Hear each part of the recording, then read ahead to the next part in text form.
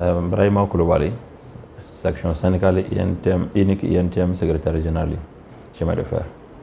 Alhamdoulilah caman an b'aw an lajɛbagaw fo an lamɛnbagaw donc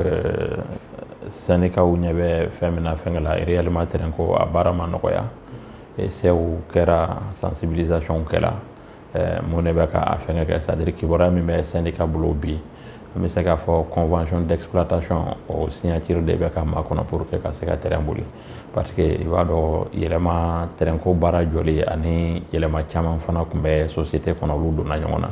a dɔ ye fɛn jumɛn ye ka se ka yɛlɛma ninnu kɔnɔna na mun tun kan ka terrain baaraw kɛ mun kan ka terrain bolili ni a fɛnw kɔɲɔw latigɛ n'an b'a fɔ o ma Dakar Bamako ferroviaire o sere kiri ci la donc société kelen min nana sɔrɔ chemin de fer la an bɛ don min na i ko bi o kɛla société de patrimoine ferroviaire du Mali donc société de patrimoine ferroviaire du Mali ale ka sigi kan fɔlɔ o kun ye ka se ka ɲɛsin arail baaraw ma ani investissement donc maintenant structure foyi tɛ ye chemin de fer tɔgɔ la jamana bɛ se ka a ka terrain bolili koɲɛ don société jumɛn bolo sisan o hakili jagabɔw ni fɛngɛw kɛla est ce que a bɛna se ka appel d'offre kɛ ka se ka mɔgɔ kura de ta kana se ka baara kɛ pendant que baara caman kan ka kɛ fana don nataw la arail kan est ce que a bɛna se ka mɔgɔ sɔrɔ tout de suite ka se ka ka baaraw fɛngɛ kɛ donc finalement u nana hakili laban min sɔrɔ o ye u ka bɛnkan sɛbɛn dɔ kɛ u ni société de patrimoine cɛ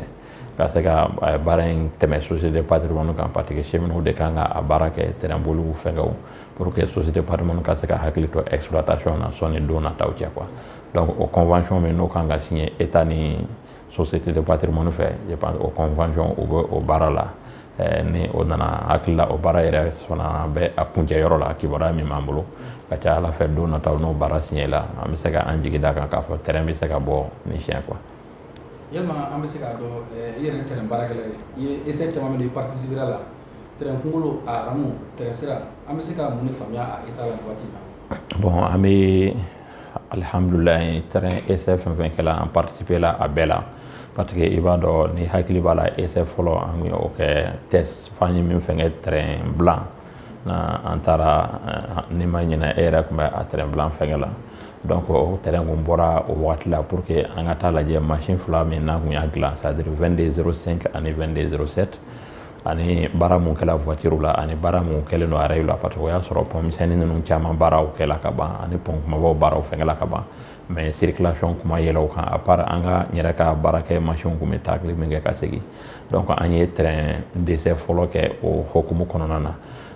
hakili la o kɛra juillet kalo tile 12 ni yɔrɔ ninnu san 2022 la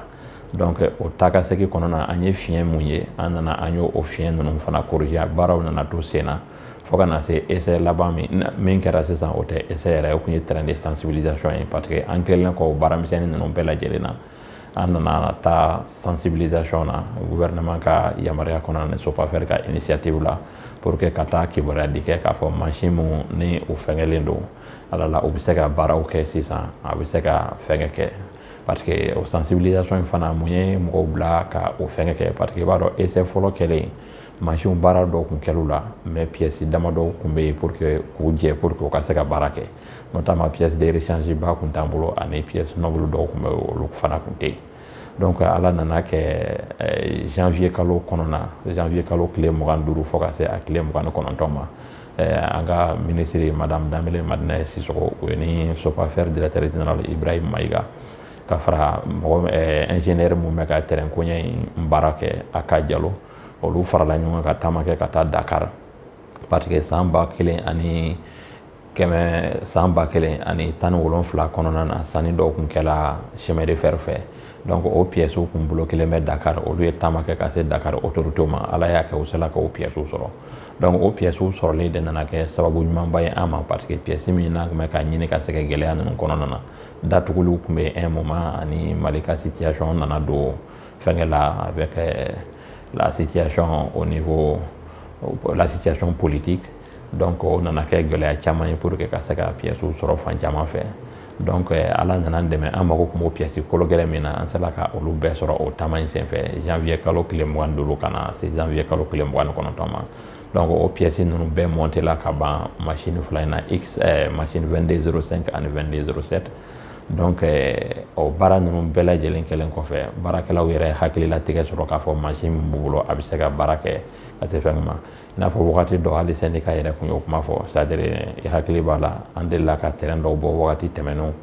2018 kɔnɔna février an ko vraiment an tɛna an kun don terrain ko foyi kɔrɔ tant que ni hakili sigi t'an bolo parce que ni a terrain bɔra an dɛnɛ ka jɔ tarata a tɔgɔ cɛn bɛ taa kɛ an baarakɛlaw fɛngɛ tɔgɔ u bɛna fɔ baarakɛlaw tɛ baara ɲɛdɔn fɛnw tɛ fɛngɛ ɲɛdɔn bon o tɛna kɛ wagati ye k'an bɛna se k'a fɔ mɔgɔw fana ye gouvernement ye pression d'an kan an ka terrain bɔ mais pièce de kun tɛ yen ka se fɛn ma donc sisan ta depuis au départ an ye baara in daminɛ an ye condition min ɲɛfɔ société de patrimoine ferroviaire ye an ye condition min ɲɛfɔ gouvernement ni fɛngɛ an b'u dɛmɛ cogo bɛɛ la mais machine kɔni an tɛna sɔn u ka bɔ fo an ka hakililatigɛ sɔrɔ a kan k'a fɔ ko pièce mun bɛ yen k'a fɔ ko u bɛ se ka baara kɛ a tɛna kɛ k'a bɔla ntɛnɛn ka jɔ tarata quoi donc an bɛ don min na i ko bi an bɛ se k'a fɔ minɛnko mansin ko nasira la alihamudulilayi mansin fila in u bɛ se ka caman kɛ donc arayi fana ko nasira la tɛ se que mɔgɔw bɛ problème caman fɔ arayi la mais i b'a dɔn ni boli tɛ kɛla arayi kan a tɛ se ka kɛ i n'a fɔ ni boli bɛ kɛla kan sinon an bɛ jɔ wagati min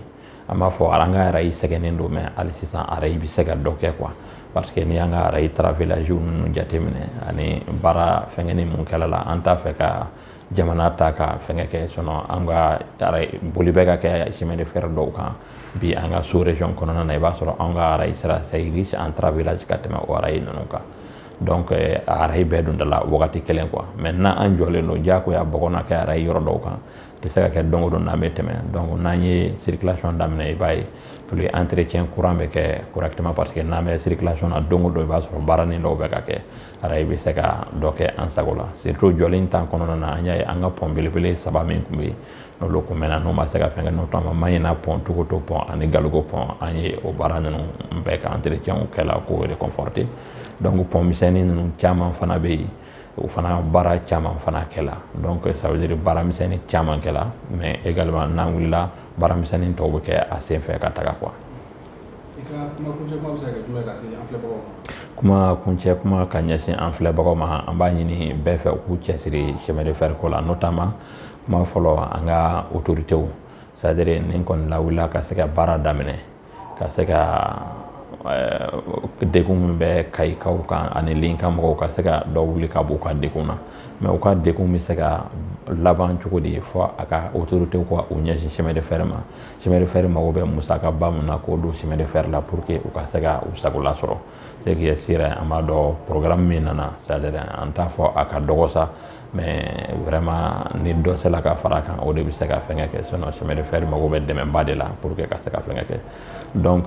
ka ɲɛsin an yɛrɛ baarakɛlaw ma c'est à dire an kan ka faamuya k'a fɔ ja Mali bɛɛ de ye effort kɛ chemin de fer ko kunkɔrɔ n'i ye a terrain jɔli jateminɛ tɛ se que n'i y'a ye bi cheminɛw yɛrɛ tɛ a dɔn k'a fɔ ko fɛngɛ jɔlen don parce que u y'a ye gɛlɛya kɔnɔna na bɛɛ bɛ à l'air chevé bɛɛ bɛ ka chemin de fer fɛngɛ kɛ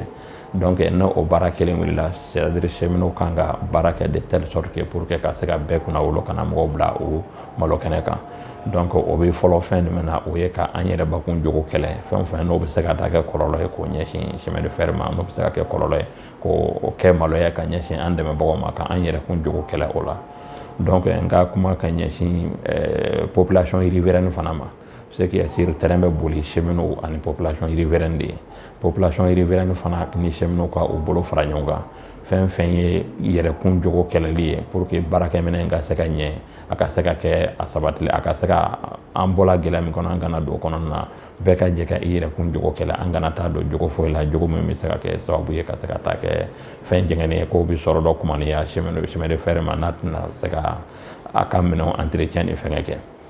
donc ani aw kunnafoni dilaw c'est à dire de temps le temps kunnafoni dilaw ka to kunnafoni ɲinini na fan caman fɛ ka se ka kuma bon aw kɔni bɛ syndicat sɔrɔ k'an bila kuma na ka caya mais on aurait souhaité que kunnafoni dilaw ka effort fana fɛngɛ kɛ autorité fana ka côté u ka autorités fana u ka kibaruya ɲini fɔ k'u bila u ka kuma an bɛɛ ka jɛ k'an ka message fɛngɛ kɛ pour qu'on puisse aller parce que l'information compte beaucoup dans une société comme les chemins de fer qui a connu trop de difficultés donc o kumakan dama de tun bɛ n bolo ka ɲɛsin kunnafonidilaw ma ani ka foli kɛrɛnkɛrɛnlen kɛ ka ɲɛsin aw kunnafonidilaw parce que n'i y'a ye an bɛ nin fɛn o fɛn na an bi sɔrɔ fɛnkɛ la ni kunnafonidilaw ka cɛsiri ni fɛnkɛ tɛ peut-être a ka ca Ala fɛ kelen a gagné ka ko quoi sisan kuma sɔrɔ peut-être cheminot bɛɛ découragé la ou bien bɛɛ bɛ k'i yɛrɛ ɲini bɛɛ ta la k'a to yen mais n'i ye don o don i bɛna sigi a b'i kunkolo la ko hali sisan dɔ bɛ hakili bɛ chemin de fer la dɔ b'a kuma fɔ la i ye réseau ta ou bien i ye radio ta ou bien i ye télé ta i b'a sɔrɔ wagati bɛɛ dɔ bɛ chemin de fer ko kuma fɔ la a bɛ courage don syndicat la ka se ka u ka kɛlɛ fɛnkɛ kɛ donc a bɛ autorités fana a b'u lasiran ka se k'u yɛrɛ laɲinɛ chemin de fer kɔ donc n'an y'an jija ka wuli an ka to kunnafoni fana dili la fo ka baara in kɛ an sago ye pour que a kana dan sira la. Merci beaucoup. Merci. Ciao.